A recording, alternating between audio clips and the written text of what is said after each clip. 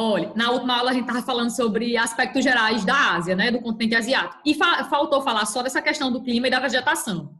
É, o continente asiático, a gente já falou que é o maior continente de todos e também engloba aí a maior população, né, a maior quantidade de população do mundo. Cerca de 60% da população mundial habita a Ásia, certo?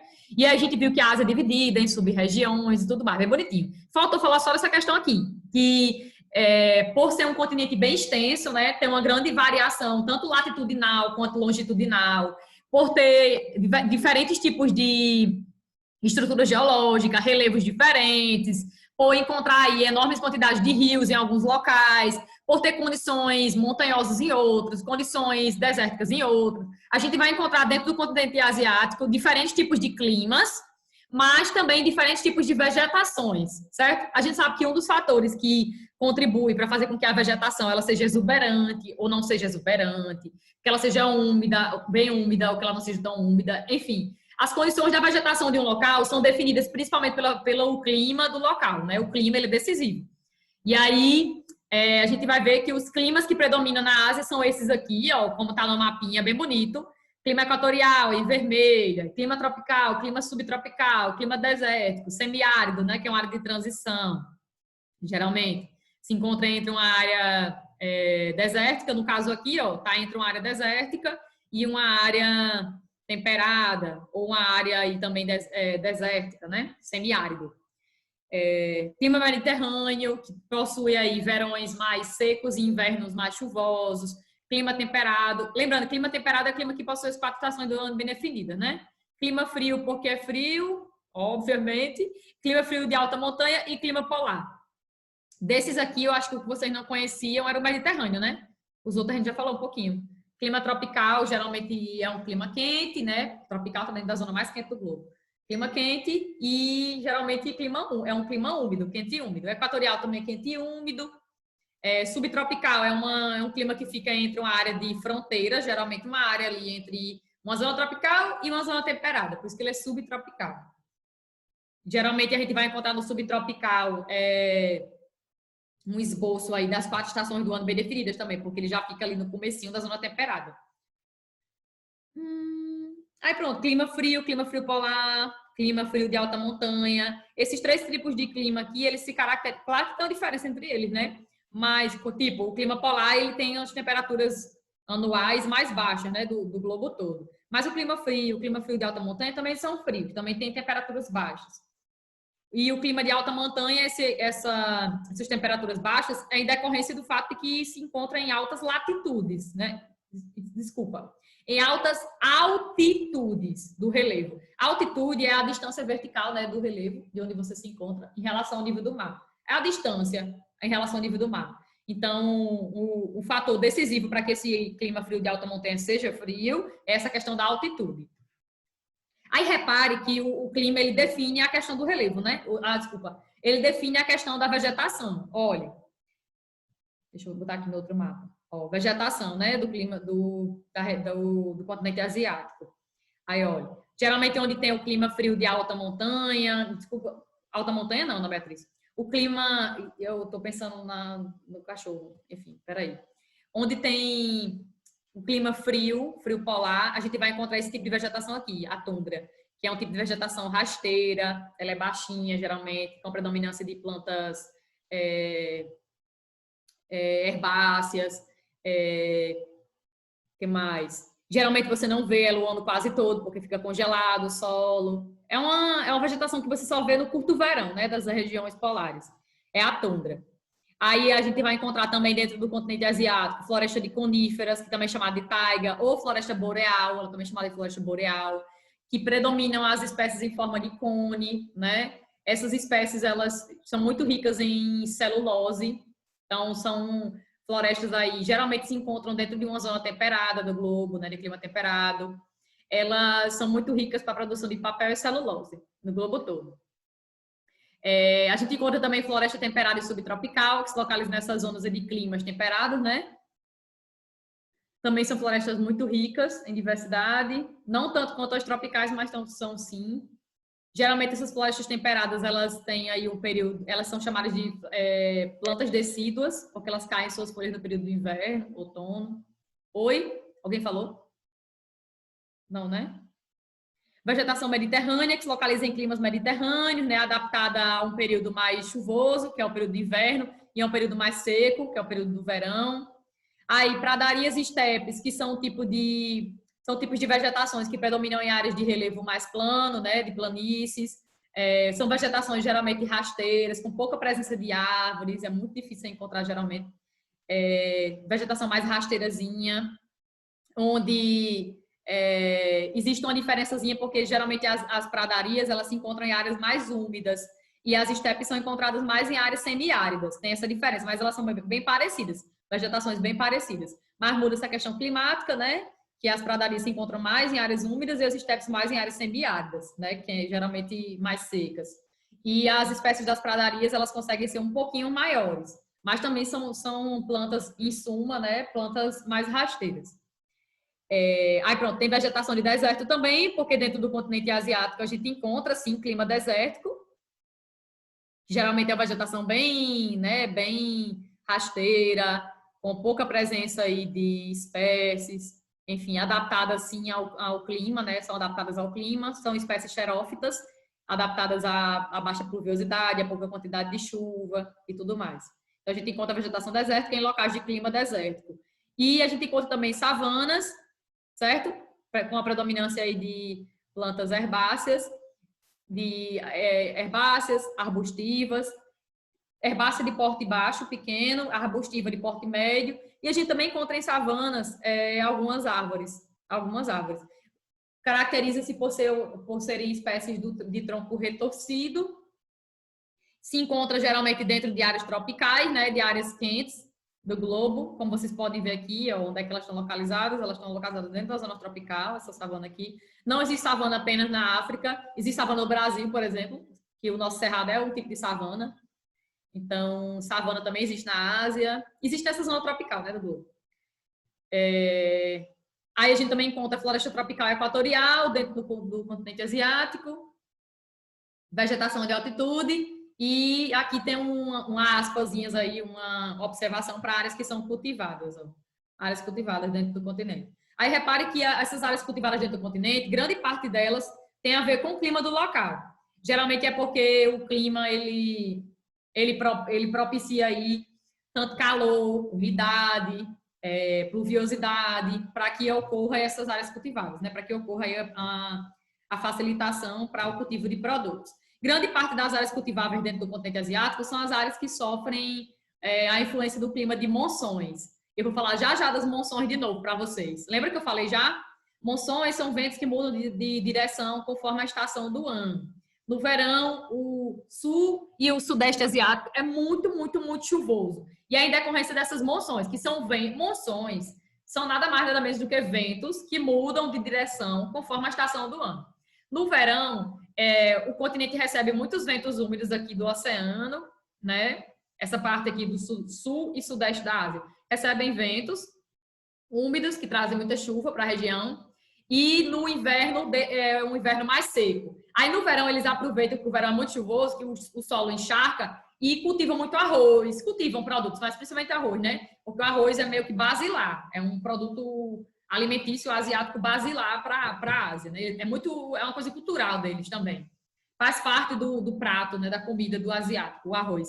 E é muito comum a risicultura. O cultivo de arroz se chama risicultura na Ásia. E nesse período das monções de verão, né, que eles recebem muitos ventos úmidos carregados do oceano, para essa parte aí do sul e sudeste da Ásia, eles aproveitam esse período que o solo encharca de tanta chuva e cultivam arroz. Muito arroz.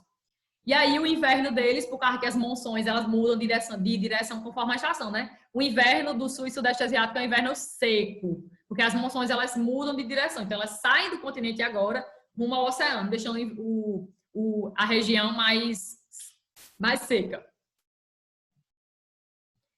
Ok, falei bem de modo geral. Alguma dúvida? A gente pode passar para o tema 2? Mentira, tema 2 não, porque ainda falta falar um pouquinho sobre curiosidades nesse tema 1. Eu achei bem legal essa parte aqui que fala sobre curiosidades.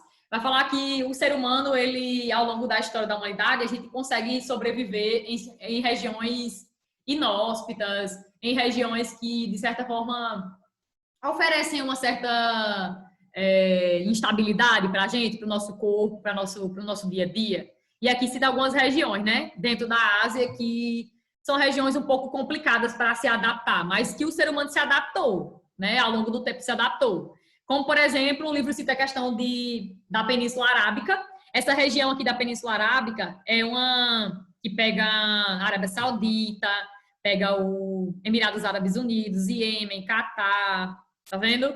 Kuwait. Essa região aqui é uma região desértica. Grande parte dessa região aí da Península Arábica é onde a gente vai encontrar clima desértico e clima semiárido. Climas áridos, né? Climas áridos, que não permitem tanta fixação do homem.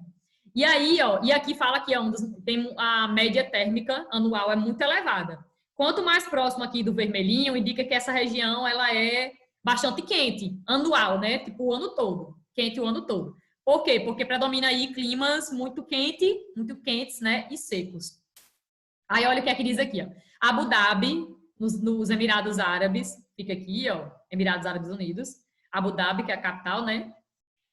Tem quase 2 milhões de habitantes e fica no deserto da Arábia. E detalhe, tipo, é uma das regiões mais ricas dessa porção aí do Oriente Médio, né? Que pertence à Ásia.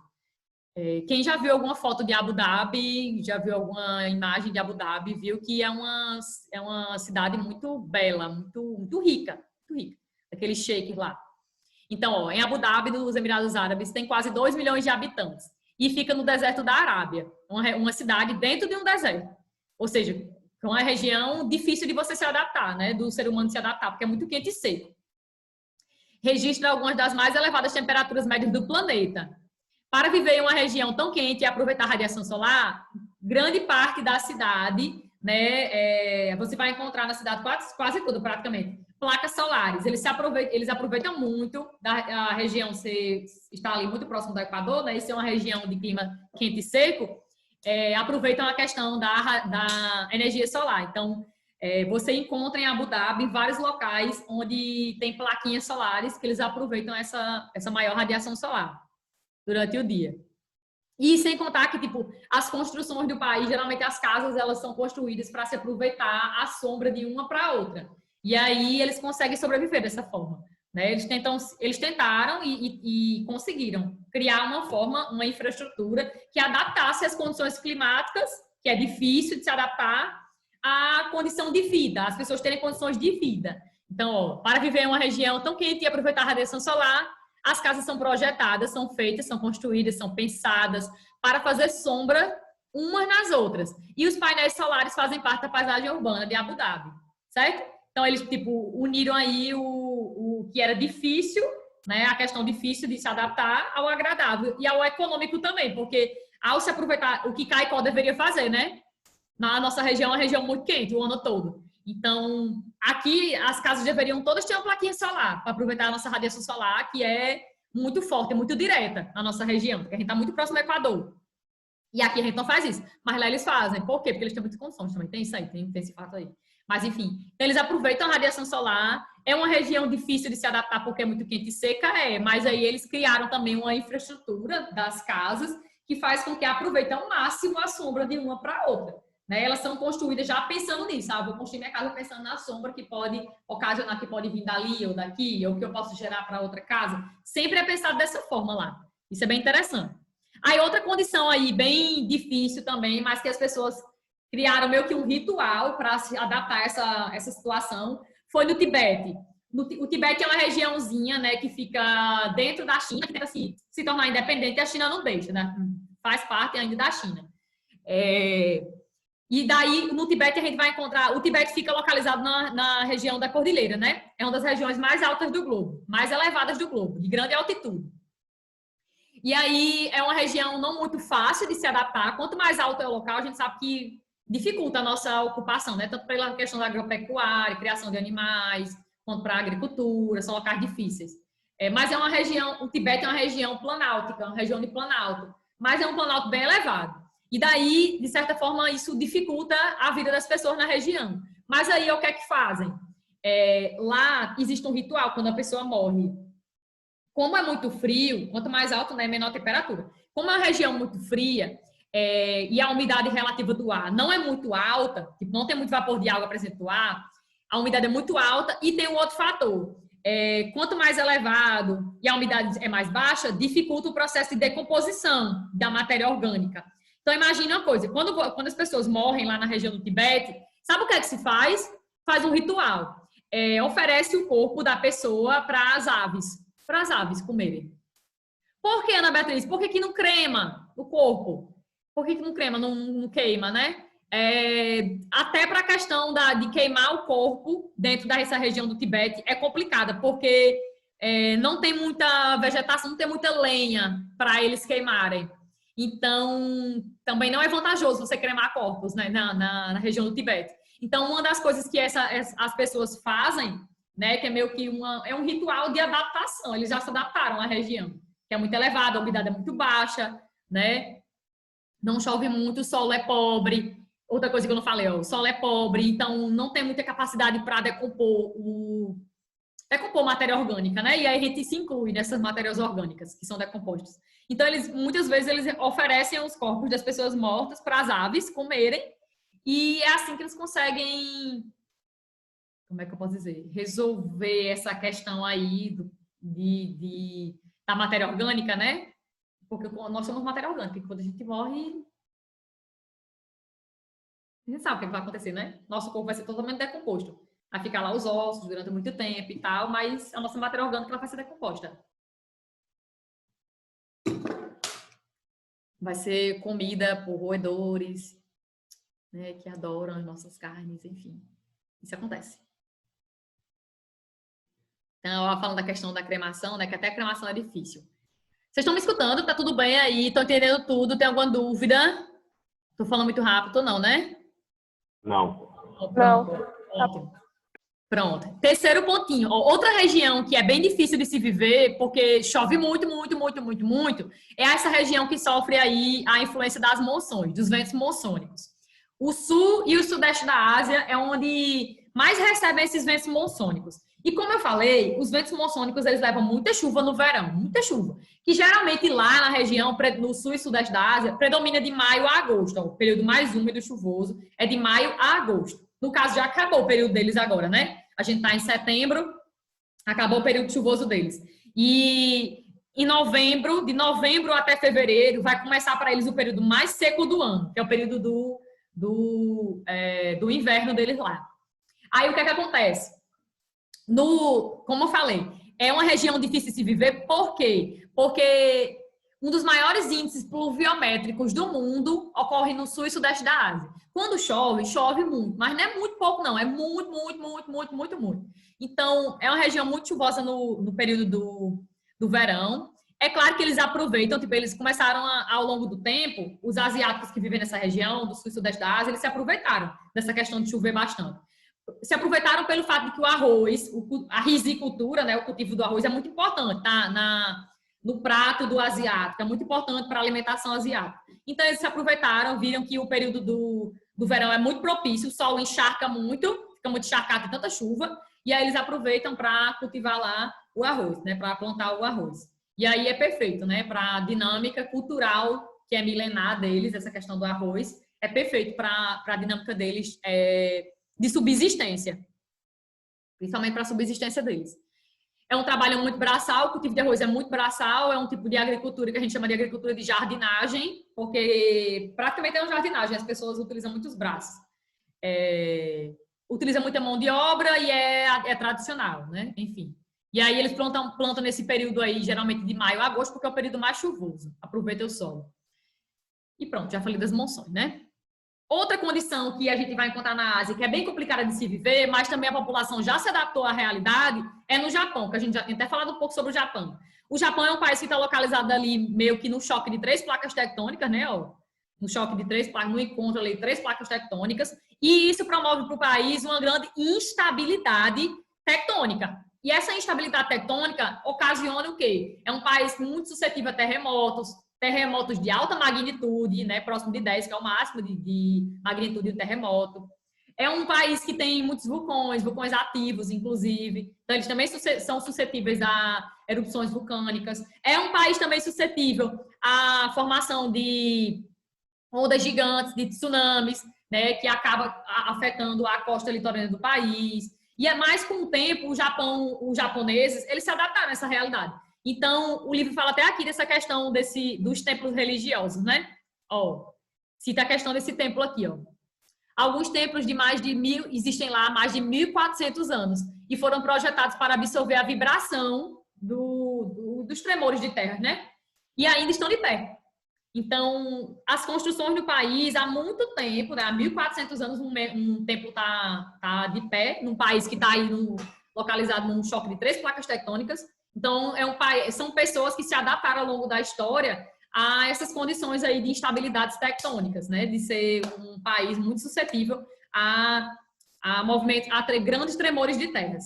Então, e não só os templos religiosos, como a gente pode citar também as indústrias do país, os grandes prédios do país, algumas casas são construídas com estruturas flexíveis, né? No Japão, grande parte das estruturas do país são flexíveis. Flexível que eu estou dizendo assim, que tem tipo uma mola na sua infraestrutura, na sua base, que consegue ali, quando ocorre um grande tremor de terra, consegue ainda se manter em pé, né? Porque imagine se eles não fossem adaptados, o que é que aconteceria? Esse país estaria no chão todos os anos, praticamente, né? Quando ocorresse um grande terremoto, ele estaria totalmente destruído. Então, eles conseguiram se adaptar a isso, e não é uma coisa de agora, porque os templos estão aí para mostrar isso, né? Um templo há mais de 1.400 anos, em torno de 1.400 anos, e está de pé. Então, é uma galera que sabe disso, sabe dessa realidade há muito tempo, vive nessa região há muito tempo e se adaptou a esse contexto, né, físico também há muito tempo.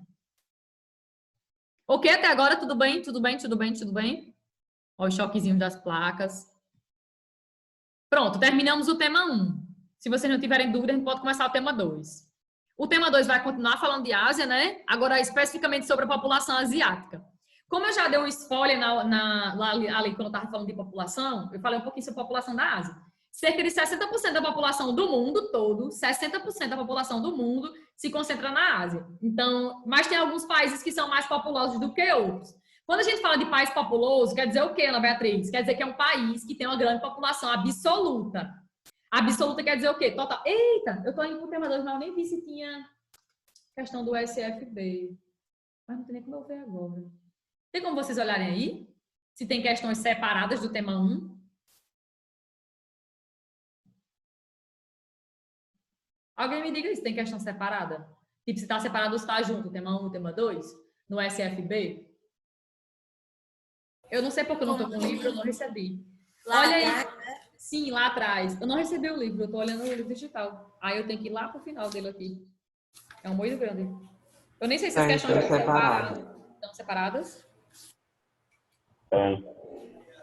Tem quantas? Duas, separada.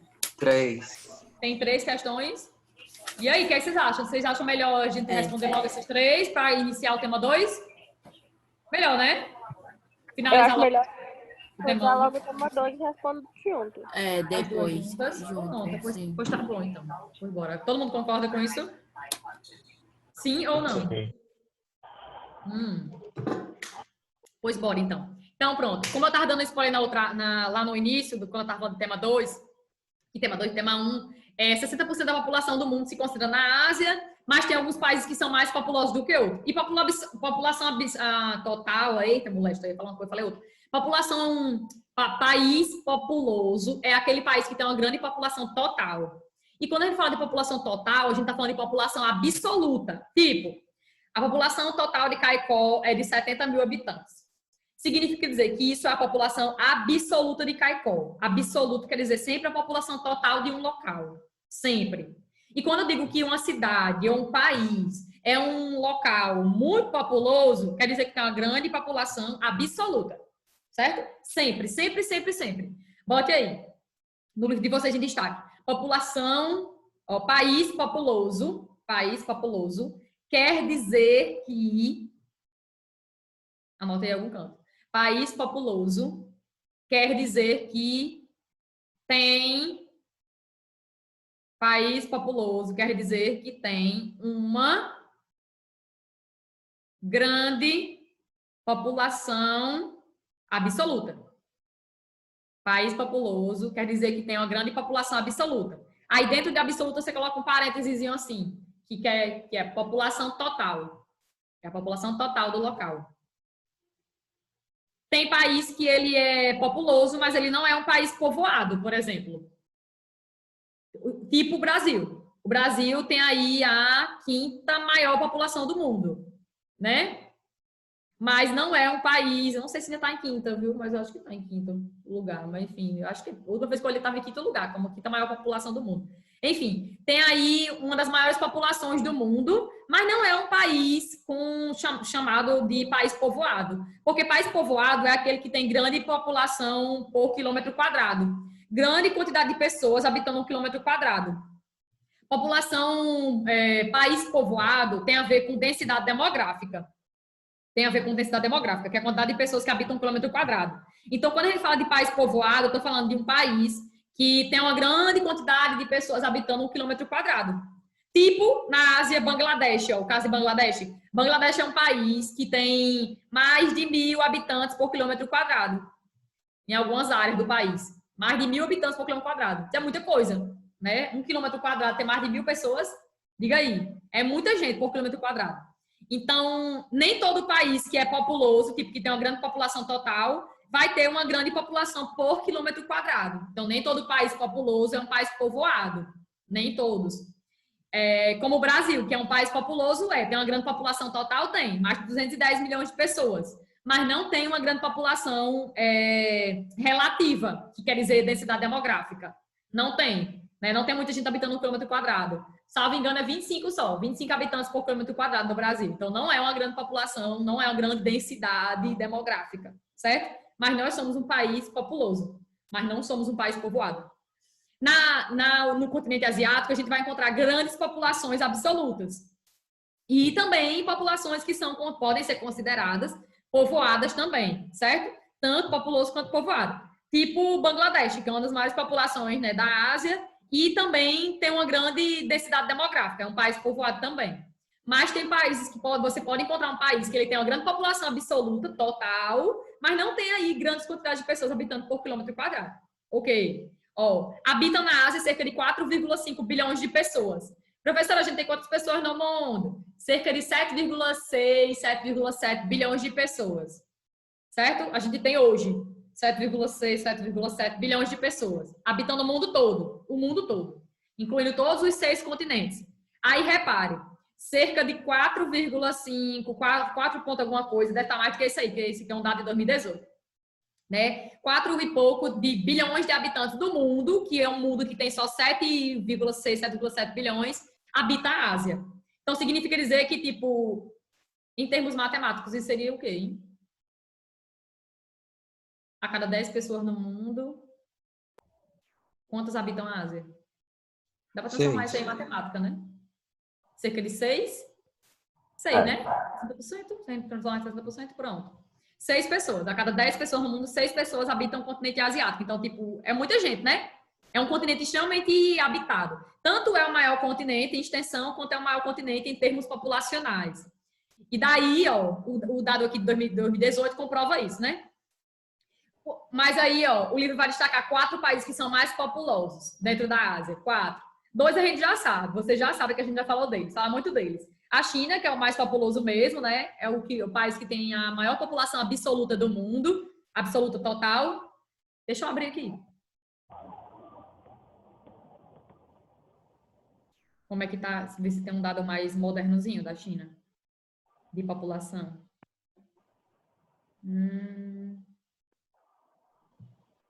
Idioma mandarim. Mostrar mais. Não é mostrar mais. É sim. Vamos para aqui. População. 2019, ó. O dado de 2019. Tem 1 bilhão, 433 milhões, 783 mil, 692 habitantes na China. E vamos olhar a da Índia. Lembra aí, 1 bilhão, 433 milhões. Vamos olhar a da Índia, quanto é que tá? Tem que criar esse negócio aqui. Pronto, cliquei na Índia.